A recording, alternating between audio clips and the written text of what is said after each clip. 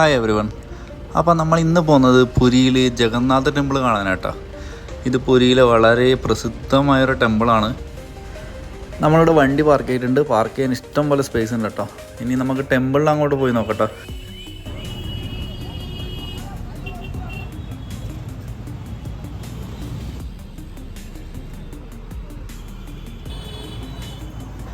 അമ്പലത്തിൻ്റെ അകത്ത് കയറാൻ നമുക്ക് പോസിബിൾ ആയിരുന്നില്ല. അത്യാവശ്യം നല്ല ക്രൗഡ് ഉണ്ടായിരുന്നു, വലിയൊരു ക്യൂ ഉണ്ടായിരുന്നു കേട്ടോ.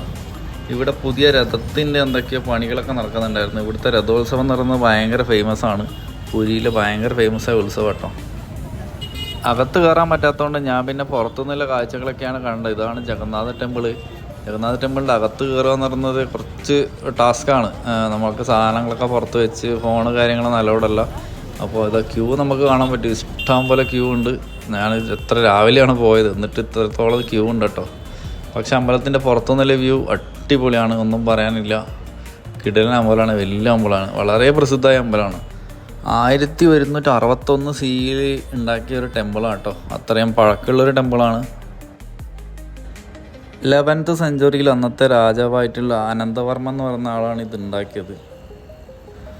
നമ്മുടെ നാട്ടിലൊക്കെ കണ്ടുവരുന്ന പോലെയല്ല, ഇവിടെ അഹിന്ദുക്കൾക്കൊന്നും പ്രവേശനമില്ല കേട്ടോ. ഫോറിനേഴ്സിനൊന്നും പ്രവേശനമില്ല.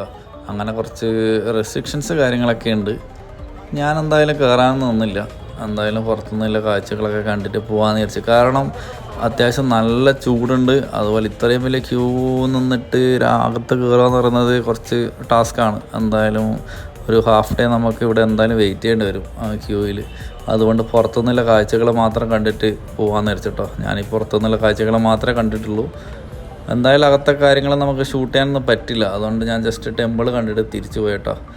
അപ്പോൾ നമ്മൾ നേരെ അടുത്തത് പോകുന്നത് നമുക്ക് പുരി അടുത്തുള്ള പ്രദേശങ്ങളൊക്കെ കാണാം എന്നുള്ള രീതിയിൽ വെച്ച് വിട്ടു. ഇനി നമ്മളെ ലക്ഷ്യം എന്ന് പറയുന്നത് കൊണാർക്ക് കേട്ടോ. കൊണാർക്ക് ലക്ഷ്യമാക്കിയിട്ടുള്ള പോക്കാണ്. ഈ പോകുന്ന റൂട്ട് എന്ന് പറയുന്നത് ഇത് ഗംഭീരങ്ങൾ കാണാമല്ലോ. രണ്ട് സൈഡിലും ഫുള്ള് ഫോറസ്റ്റ്, നല്ല കാടൊക്കെ ആയിട്ട് കിട്ടിലം പോലത്തെ റോഡും നമുക്ക് വെച്ച് വിടാൻ പറ്റിയ റോഡാട്ടോ കൊണാർക്കിലേക്കുള്ള റോഡ്. പുരി ടു കൊണാർക്ക് ഒരു രക്ഷയില്ലാത്ത റോഡാണ്. ഇങ്ങനെ സൈഡിൽ നമുക്ക് ഇഷ്ടം പോലെ മരങ്ങൾ കാണാൻ പറ്റും. ഫോട്ടോഷൂട്ടിനൊക്കെ പറ്റിയ അടിപൊളി ലൊക്കേഷനാണ് കേട്ടോ.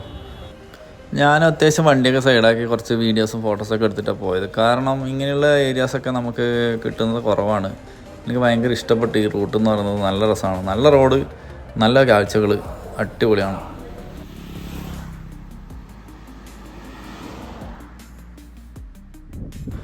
കൊണാർക്കിൻ്റെ നമ്മുടെ ഈ മയിൽക്കുറ്റിയൊക്കെ കണ്ട സമയത്ത് ഞാൻ അവിടെയൊക്കെ സൈഡാക്കി കുറച്ച് ഫോട്ടോസൊക്കെ എടുത്ത് നേരെ വിട്ടു കേട്ടോ.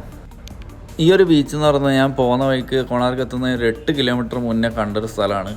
ഈ സ്ഥലം കണ്ടപ്പോൾ തന്നെ എനിക്ക് ഭയങ്കര ഇഷ്ടപ്പെട്ടൊരു സ്പേസ് കേട്ടോ. എന്താണെന്നറിയില്ല, ഇതിൻ്റെ ബ്യൂട്ടി ഭയങ്കരമായിരുന്നു. ഇവിടുന്ന് നമുക്ക് ഈ സൈഡിൽ നിന്ന് നമുക്ക് ബോട്ടിങ് അവൈലബിൾ ആണ്. ഇവിടെ ബോട്ട് കാര്യങ്ങളൊക്കെ ഉണ്ട്. നമുക്ക് ബോട്ട് എടുത്തിട്ട് വേണമെങ്കിൽ അതിൻ്റെ നടുക്ക് കാണുന്ന ഒരു സെൻട്രൽ പോർഷൻ ഉണ്ടല്ലോ, ഇതൊരു വയലൻ്റ് പോലെയുള്ള സ്ഥലമാണ് കേട്ടോ. അവിടെ നിങ്ങൾക്ക് ദൂരെ കാണാൻ പറ്റും. കുറച്ച് പാർക്ക് സെറ്റപ്പൊക്കെ അവർ ചെയ്തിട്ടുണ്ട്. അപ്പം ബോട്ട് എടുത്തിട്ട് നമുക്ക് ഇവിടുന്ന് അങ്ങോട്ട് പോകാനുള്ളൊരു ഓപ്ഷൻ ഉണ്ട്. ഞാൻ പിന്നെ ഒറ്റക്കായതുകൊണ്ട് ഞാൻ പോകാനും നിന്നില്ല. എന്തായാലും നമ്മൾ ഇവിടെ നിന്നുള്ള കാഴ്ചകളാണ് കണ്ടത്. നല്ല രസം. കാരണം ഒടുക്കത്തെ ചൂടുമായിരുന്നു. എനിക്ക് വർക്ക് ചെയ്യാൻ വേണ്ടിയിട്ട് ഒരു നല്ലൊരു തണലുള്ള സ്ഥലം ആവശ്യമായിരുന്നു. അപ്പോൾ അതുകൊണ്ട് ഞാൻ ഈ ബീച്ചിൽ നോക്കിയപ്പോൾ അവിടെ അത്യാവശ്യം മരങ്ങൾ കാര്യങ്ങളൊക്കെ ഉണ്ടായിരുന്നു കേട്ടോ. അവിടെ ഇതുപോലെയുള്ള കുറേ വണ്ടികളുണ്ട്. നമുക്ക് ബോട്ടിങ് മാത്രമല്ല, കുറച്ച് വാട്ടർ സ്പോർട്സൊക്കെ ചെയ്യാനുള്ള ഫെസിലിറ്റീസൊക്കെ ഇവിടെ ഉണ്ട് കേട്ടോ. പക്ഷേ ആൾക്കാർ വളരെ കുറവാണ്.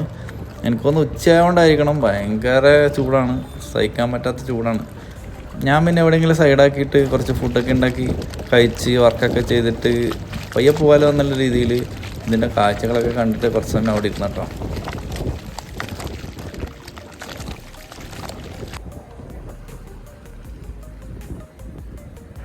അത്യാവശ്യം ആൾക്കാരൊക്കെ കുറവായിരുന്നു ഇവിടെ ഉണ്ടായത്. ഞാൻ ഏകദേശം ഒരു 12 മണിയൊക്കെ ആയപ്പോഴാണ് ഇവിടെ എത്തിയത്. അതുകൊണ്ടായിരിക്കണം, അത്യാവശ്യം ചൂടുള്ളതുകൊണ്ടായിരിക്കണം ആൾക്കാർ കുറവായിരുന്നു. പിന്നെ ഇതിൻ്റെ സൈഡിൽ കുറച്ച് നമുക്ക് മരങ്ങളുള്ളൊരു ഏരിയ ഉണ്ട്.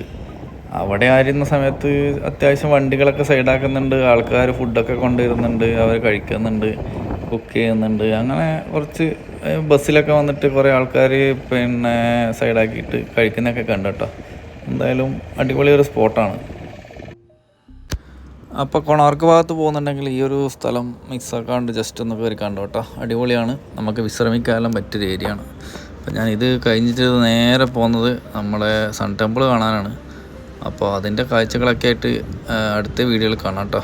ഇന്നത്തെ ഒരു ചെറിയൊരു വീഡിയോ ആണ്, ജസ്റ്റ് ഈ ഒരു പ്ലേസ് മിസ്സാക്കണ്ടെന്ന് കരുതി. അപ്പോൾ അതുകൊണ്ട് ഞാൻ ജസ്റ്റ് ഒരു വീഡിയോ ചെയ്തു എന്നുള്ളൂ കേട്ടോ. ബാക്കി വിശേഷങ്ങൾ നമുക്ക് അടുത്ത വീഡിയോയിൽ കാണാം. എല്ലാവർക്കും thank you for watching. By.